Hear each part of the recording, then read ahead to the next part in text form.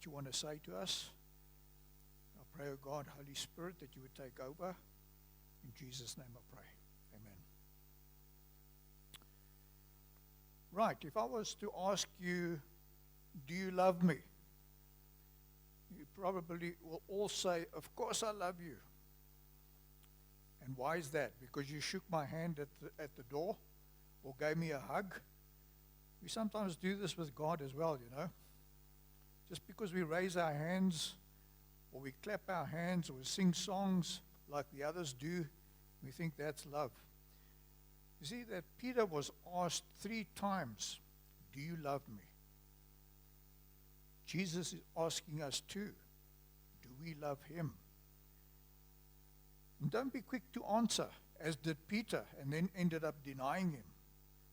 I believe that Jesus wanted Peter to think about it carefully. We all, no doubt, are thinking to ourselves, of course we love him. We love God. The big question is how? How do we love him? Well, you know, I come to church, I read the Bible, I pray, I fellowship with brothers and sisters, I give money to the church, I fast, I give to the poor, I don't steal, I don't kill, I don't smoke, I don't get drunk, I don't do adultery, I don't swear, I don't lie, I honor my mother and father, I don't covet. Okay, so maybe I'm not perfect on this one. I could do with more money, like Mr. Jones. I help others, I preach, I teach. You know, I'm a pretty decent person. And this is very good. But do you love him? You see, we can do all these things without loving God. Some of us may say, come on, these very things do prove that I love God. Really? The reality is that a lot of what we do or don't do is for our own good and not because we love God. Other things I do are directed towards people, loving people, not necessarily loving God. Let's go back to the list. For instance, you come to church. Yes, you can come to church out of obligation. You can read the Bible again. It's a duty. You can pray. Yes, but what do you pray? I pray for my family, protection, my needs to be supplied, intercession for others. How much is telling him of your love for him? It's all about what God can do for us. How is that love? And also, when we fellowship, I fellowship with my brothers and sisters. And how much of your chatting and fellowshipping is around spiritual things, or even telling each other about God and how wonderful he is? Probably very little. I give money to the church. This again, out of a sense of duty. I fast. Well, it's a Christian thing to do. I have big decisions to make and I need direction. It's not love for God. It's good, but it's not love for God. I give to the poor, again, obligation. I don't steal, I don't kill, I don't smoke, I don't get drunk, I don't do adultery. Well, we better not do these things because we're going to end up in prison. So it's for our good that we don't do these things. I don't lie, I honor my mother and father, I help others, I preach, I teach. Yes, we can do all these things, again, out of duty. It doesn't automatically follow that we love God. But hold on, if I love people, doesn't it show that I love God? Maybe, maybe not. Even unbelievers love people. And there is a reason why Jesus gave 2 commandments. Love God and love people. Not the same, folks. I'm going to touch on the what, why, when, where, who, and how of the love for God. Okay, so what is this love for God? Well, it basically means making him first priority. This points to deep affection, gratitude, adoration, and devotion. We see this in Mark 12:30 that says, "And you shall love the Lord your God." Notice, he doesn't just say, you shall love the Lord your God, but he goes on to say, with all your heart, with all your soul, with all your mind, and with all your strength. So I'm going to break it down so we can see what that looks like. With all your heart, meaning our emotions, affections, our desires.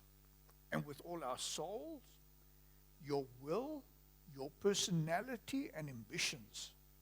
And what about your mind? Your mind is your thoughts, intellect, and decisions. And then your strength, your body, physical abilities, and your resources. Now that's quite a mouthful. Also, Matthew 10 verse 37 says, "Whoever loves father or mother more than me is not worthy of me. And whoever loves son or daughter more than me is not worthy of me." Are you sure you love God? He's asking again.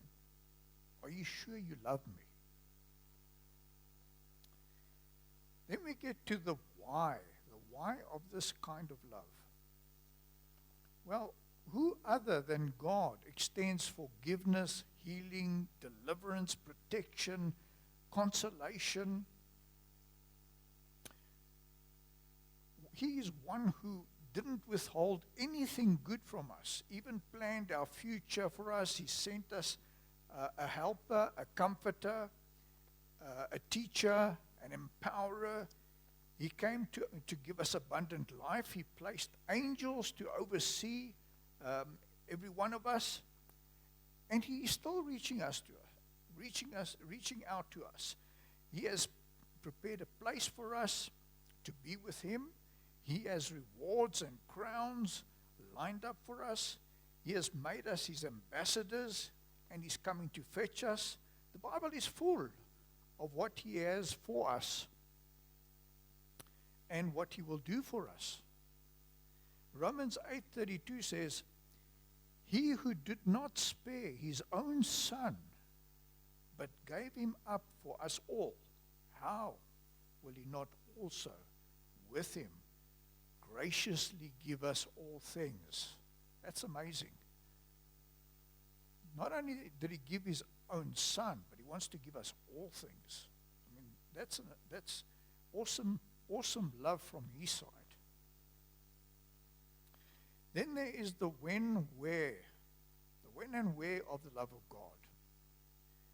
So it's not only when you come to church or go to a home cell, even in our quiet time, in our devotion to him, that we praise him or worship him or express affection.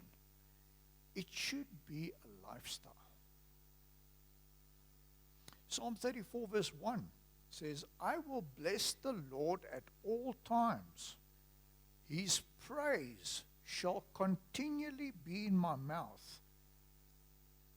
That's quite amazing. I will bless the Lord at all times. His praise shall continually be in my mouth. Ephesians 5 verse 20 says, "Giving thanks always and for everything to God the Father in the name of our Lord Jesus Christ." Notice that we are giving thanks always for everything. That's like kind of everything that you receive, everything you do. There's got to be a continual attitude of thanks. The who in terms of the love of God. That ought to be obvious. It's God. But it only is so if whatever we do is directed towards Him. For instance, if you look up to the Father and you say, Father, I love you. I worship you. I want you to know. I'm telling you so that you don't forget.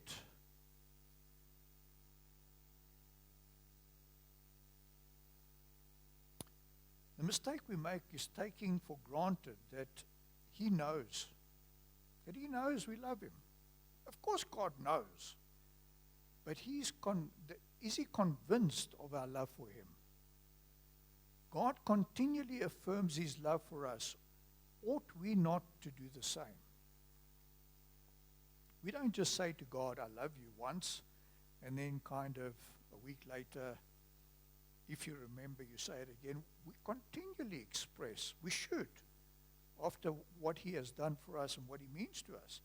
By now, some of you may want to be switching off, if you haven't already, as this sounds too overwhelming.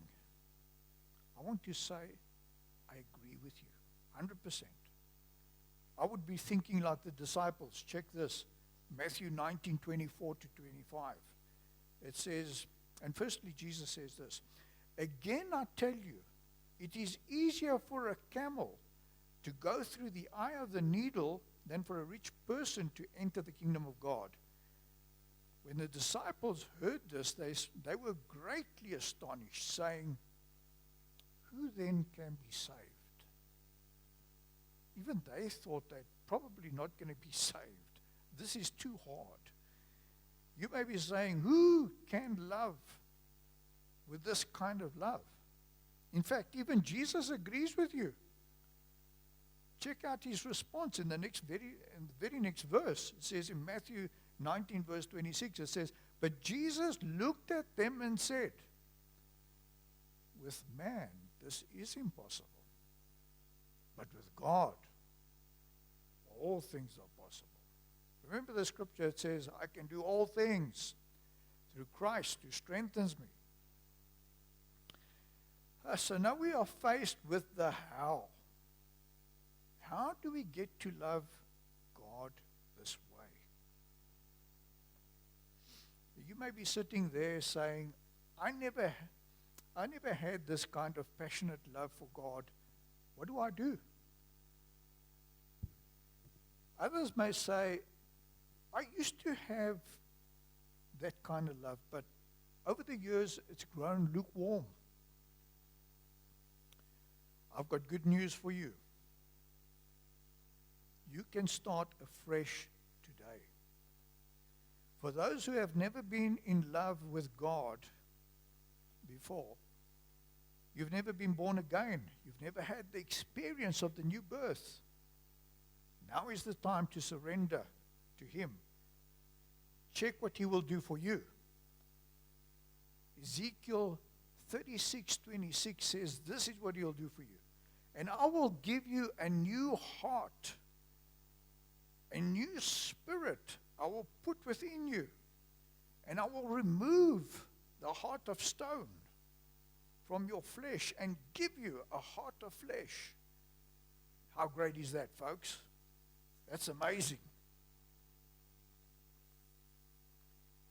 For those of you who feel you've lost your passion, this is what God is saying to you. Jeremiah 3 verse 14 says, return, O backsliding children, says the Lord, for I am married to you.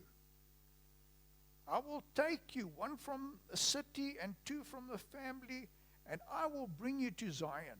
Notice how God is reaching out to you.